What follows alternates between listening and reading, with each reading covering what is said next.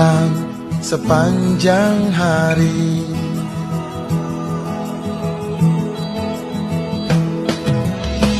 Indomie, Indomie seleraku, Indomie dari dan dari Indonesia,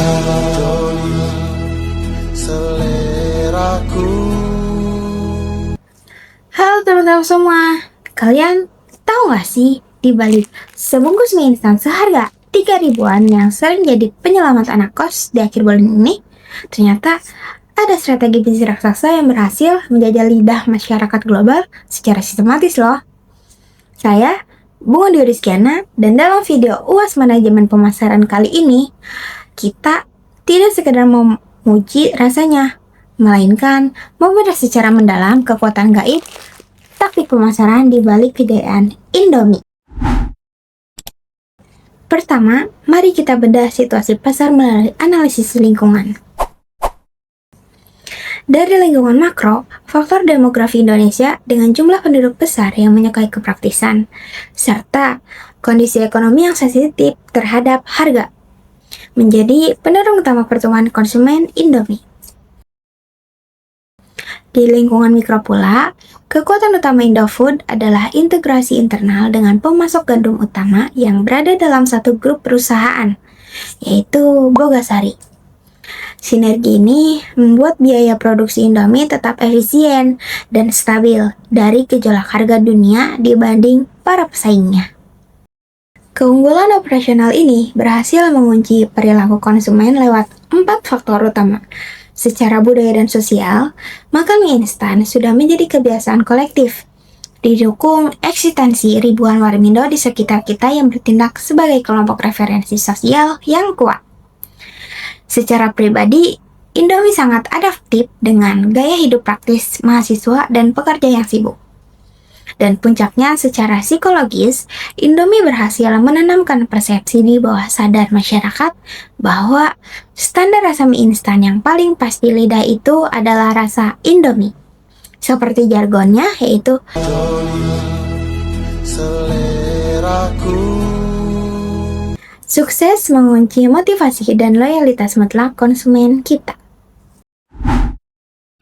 Selanjutnya, mari kita lihat bagaimana Indomie memetakan pertempuran mereka lewat analisis SWOT. Kekuatan terbesar mereka adalah ekuitas merek yang tak tertandingi. Namun, kelemahannya ada pada persepsi buruk kesehatan terkait kandungan MSG. Di sisi eksternal, mereka melihat peluang besar di pasar ekspor global, meskipun ada ancaman dari tren gaya hidup sehat dan pesaing mie impor.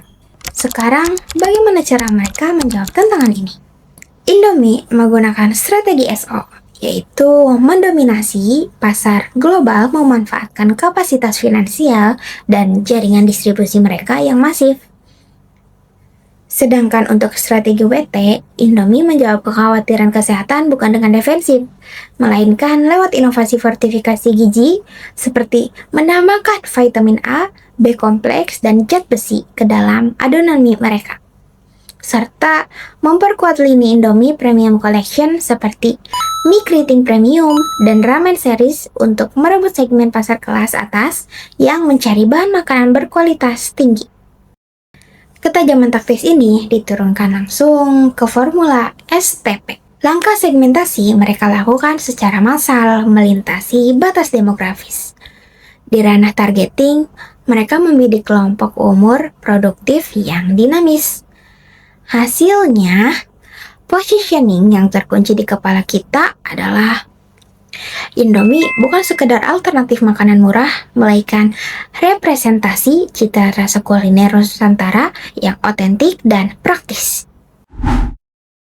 Sekarang, giliran kita bongkar taktik operasional di lapangan lewat bauran pemasaran P4. Pertama, pada aspek produk, kekuatan Indomie terletak pada diferensiasi varian rasa yang melimpah. Mulai dari varian reguler, kuliner Nusantara, hingga seri hype abis untuk anak muda. Kemasan klasik warna merah putih untuk mie goreng pun dipertahankan secara konsisten sebagai identitas visual instan di rak toko. Pada elemen price, Indomie menggunakan metode value-based pricing. Harga ekonomis Rp3.000 dikalkulasi secara matang agar sesuai dengan daya beli masyarakat bawah. Namun, nilai rasa dan kepuasan yang didapat konsumen terasa jauh melampaui uang yang mereka keluarkan. Untuk elemen place, mereka menerapkan saluran distribusi tidak langsung yang sangat kuat melalui PT Indomarko Adiprima selaku distributor utama. Alurnya seperti ini, bergerak dari pabrik, grosir, retail modern, hingga ke warung kelontong terkecil. Rantai pasok mereka berjalan sangat selaras, memastikan produk selalu tersedia segar dan tidak pernah langka di pasar. Terakhir, pilar promotion. Indomie menggabungkan iklan konvensional seperti iklan TV Ramadan yang ikonik dengan kekuatan digital marketing.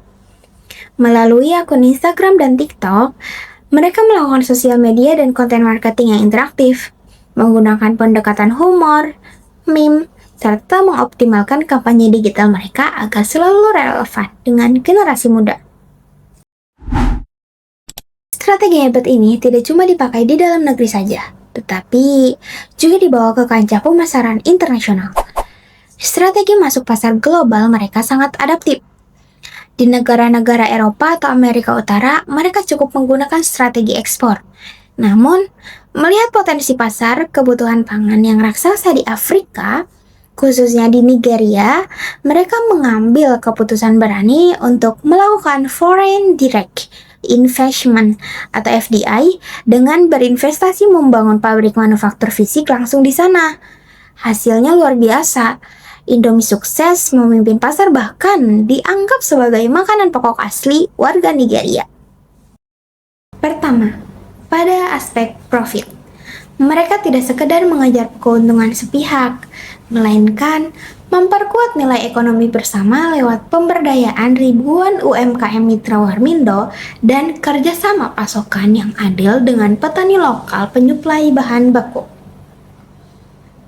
Kedua, pada aspek people, mereka berkontribusi nyata kepada masyarakat melalui program beasiswa pendidikan dan bantuan sosial tanggap bencana yang cepat. Dan yang ketiga, pada aspek planet, mereka berupaya meminimalkan dampak ekologis dengan mengoptimalkan ketebalan kemasan plastik untuk mengurangi sampah kemasan, serta mengelola limbah pabrik secara ramah lingkungan. Terima kasih banyak atas perhatian dan waktu yang telah diberikan dalam menyimak pemaparan analisis ini. Saya Bunga Dwi Rizkiana pamit undur diri. Semoga kita semua selalu dalam kondisi sehat.